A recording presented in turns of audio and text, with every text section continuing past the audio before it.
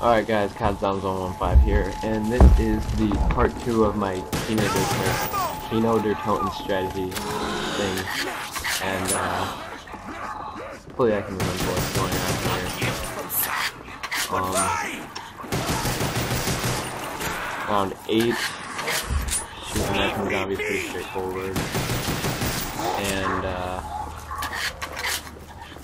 now I'm going to be moving on to round 9, which will be my last round of one knife kills. And I decided for this gameplay that I'm going to skip around a little bit, and I'm going to play all the way up to round 10, and then for every round after that I'm going to skip to important parts, things I can show, tips I can give, you know, definitely show you every big milestone round, like every 5 or 10 rounds or so. So now I have up to round 20 recorded. Definitely going to go farther than that, but you guys aren't going to see every single second of it, because I know for the first video I'm not going to make it like an hour freaking long bunch of parts and stuff like that. So, soon at the end of this round I'm going to buy the stakeout, and start with my strategy of shooting them in the faces with my MP40, and then shooting, well then knifing the crawlers after all the running zombies, I guess you could call them, are dead, because past round 10 the crawlers will still be a one knife kill up until round 14. And at round 14, I'm going to start shooting them with my stakeout. And I'd like to point out something very important there. See how I almost got trapped? The good thing in zombies is not panic. Because if you panic and freak out and say, I'm gonna go down, I'm gonna go down, you will get trapped and end up going down. There I just stayed calm. I spun in a circle basically and looked for my way out, and I found out there was a way out, which there usually is, but if you do freak out for too long and just stand there, they will engulf you and there will be no way out. But usually if you know what you're doing, know where they're coming from, know when and where to shoot your hordes, you shouldn't get trapped too much. I do have a bunch of close calls in this gameplay, but I do not go down to round 20. I don't think I get quick revive up until round 14 or so. And basically the original purpose for me not getting quick revive was for the points early on, but after that I just kind of forgot about it. I have no ammunition. And I mean, obviously if you're not that great at zombies, you're gonna buy quick revive and you could go down. So I do suggest buying it in the first room, but if you are trying to maximize your points and get through the rounds as efficient and fast as possible, then I do not recommend buying quick revive right off the bat. Because if you are good enough to just run in circles and stuff, you should not go down in the first place, and you wouldn't really need to be struggling with recovery. In this strategy, I'm just going to show you going easily through the rounds, not stressing out too hard, not panicking for ammo. Because in this strategy, you will always have ammo on the wall, and you will not likely even run out of ammo. Smiley face. Here I just took the pack-a-punch, or the teleporter. See if I could get any kind of power up. I don't really plan on pack-a-punching till around 16, I think it is. And after round 10, I think I'm going to skip to round 14 and 17-ish when I go to pack-a-punch and stuff like that. I do not end up hitting the box till around round 20 when my stakeout and MP40 start being sort of bad, I guess you could say. But they do get me a great deal of points. I think around 37,000 I have by the time I'm going to hit the box. So I can basically guarantee I can get whatever I want, but then I do end up getting some decent enough guns. I mean, I bet you a lot of people will consider the box pulls I get pretty crappy. But basically, if you're only on round 20, box pull doesn't really matter, as long as you have a clearing out weapon and a points weapon, which is basically exactly what I get. Dogs on this round are generally pretty easy with the stakeout, except my aim was completely terrible. I don't know what I was doing. And, yeah, you know, just basic dogs. Also, right here, shoot them in the face, get my max ammo. And, from this point on, the ammo you have in your MP40 from round 10 should pretty much last you up until round 12, and then you might need to buy ammo unless you get max ammos. And I think I do get a couple max ammos, which I guess you can't guarantee that, so you always have ammo on the wall if you need it, you know.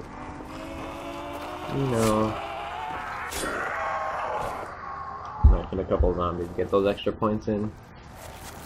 Always important. And basically, the best strategy for solo on Kino is running this loop the whole entire time. It's pretty much very boring. You have most of your excitement in the early rounds, and the problem I see a lot of people having is, like, I see people going down on round 40 because they have no ammo. And that's probably because they spend every single dime they have to get the thunder gun, ray gun, and monkeys right away out of the box. And I'm telling you people right now, that is not the best thing to do. Yes, of course you have the thunder gun, you can get out of a tight situation, whatever. But you're gonna run out of ammo very quickly, and getting the high rounds is all about saving your ammo. And if you don't need a thunder gun and you can manage to kill the zombies without it for earlier rounds, then so be it. I mean, there's no reason you absolutely need a thunder or a ray gun. And I do recommend getting the ray gun upwards of 25. It's pack punching it maybe by 30 or so. And you don't really need the thunder gun, but whenever the box gives it to you, past round 25, I definitely would take it, because from then on you'll be perfect with ammo for your later rounds. But I do not recommend pack-a-punching the thunder gun until it does get rough on the ammo situation, which it shouldn't until upwards in the 30s. So basically, you shouldn't have to worry about ammo, you shouldn't have to worry about guns or points all the way up to 30 plus, around 35ish. And so basically what I'm saying is the strategy can get you to 30 with no problem. And then from there, you just gotta, you know, play the general zombies. If your thunder gun runs out of ammo and it's the end of the round, you can, if you don't have a pack punch yet, obviously pack a punch it. You should last pretty far with a pack punch, ray gun, and thunder gun if you didn't get it right away in the beginning. But you can always, you'll have tons of points by racking them up in the early rounds by not getting a ray gun or a thunder gun, which will get you no points. You should have enough points to put your thunder gun back and pull it from the box again, and even have enough money to pack a punch it, which is fantastic. And as you see, I skipped to round 14 here. Crawlers are no longer a one-knife kill. I did buy claymores, which I didn't buy in the beginning of rounds because they do sort of lag up your game. But you know, when you get in that emergency situation, when you have absolutely no ammo, claymores will be your best friend and can even carry you to a next round or get you a max ammo, which is fantastic. That's why claymores are, I wouldn't say vital, but very up there in something you need to have. Or something you want to have, rather. And, be smart about your claymores. Say you get dogs, place them in the beginning of the round, kill the dogs, get your max ammo right away, plant the claymores from the max ammo, and then you will still get claymores for the next round. So that is 6 claymores on a dog round. And you can have, if say you get a max ammo on a normal round, same exact thing. Plant your claymores in the beginning, get a max ammo, plant them right after you get the max ammo. Make sure you have space and the zombies don't kill you. And then move it to the next round and get your 6 claymores. Usually 4 if you're just moving around. One thing I want to note out that I'm doing is, instead of using this full auto on my MP40, I am shooting it semi-auto just by shooting down the bigger one. The people who's shooting it.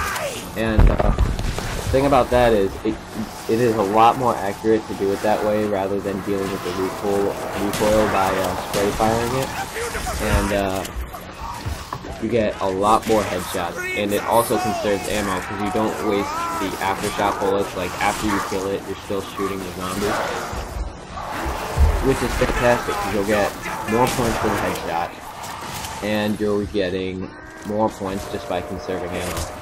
And a good thing to have the stakeout for is insta-kill, because say you have a horde of zombies behind you, the stakeout's going to take them all out with insta-kill, which is something I love, and it's a really fun thing to do.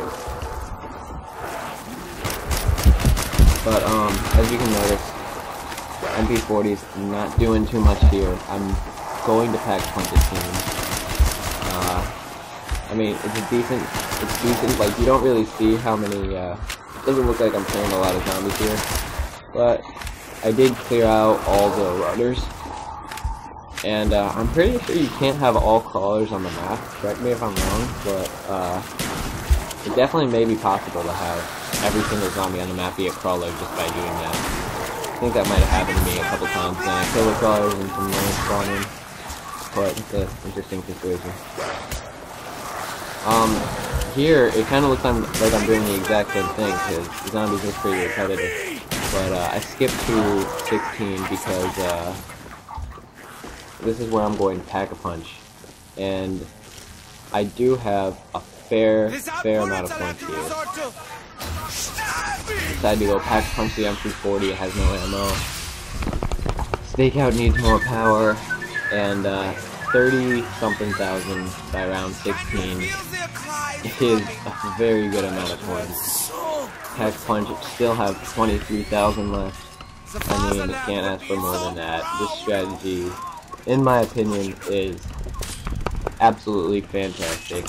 Have 3 perks. I didn't really buy double tap yet because I don't really find it necessary, but actually something I'm thinking about is because the MP40 has such a low rate of fire, and if you do the semi-auto thing like I was doing, it could help you a lot by having double tap, but I do not want double tap for like wasting ammo on the guns I get in the future. So that's why I don't have double tap yet. I might buy it sometime later on, say if I get an HK or something. Double tap's always handy with that. And another thing to point out, double tap is really helpful with the ray gun, because a ray gun does make crawlers a lot before 25, so or at round 20. So if you have a ray gun and you're shooting the ground under the zombie, it'll make a crawler, and then you double tap it and it'll kill the crawler. So the double tap will make it so you're shooting your ray gun 2 times in the time it usually takes to shoot it once. So instead of making a bunch of crawlers, you can actually make your crawlers and get rid of them with the ray gun right away. And that does come in handy a lot to not get trapped. So here I'm just running through, you know, the average thing. And, yeah.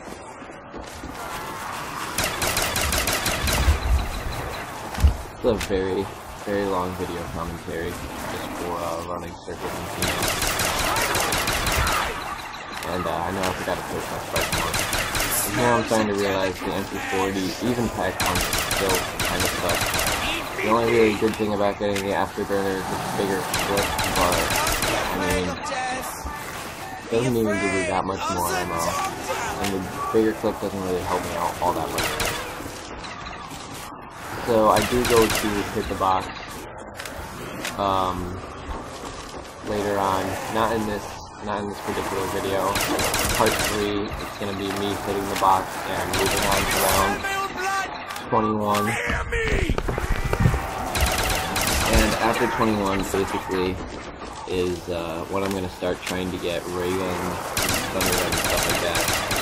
Or not 21, I'm going to make it up to 30s, as I said, and start trying to get ray gun and thunder guns, but I will skip around a lot there, because I'm not going to waste hours making like a million parts of this, having you guys watching me run in circles, because I know watching someone run in circles is very boring, especially considering how it's solo, in multiplayer you also people to talk to and stuff like that.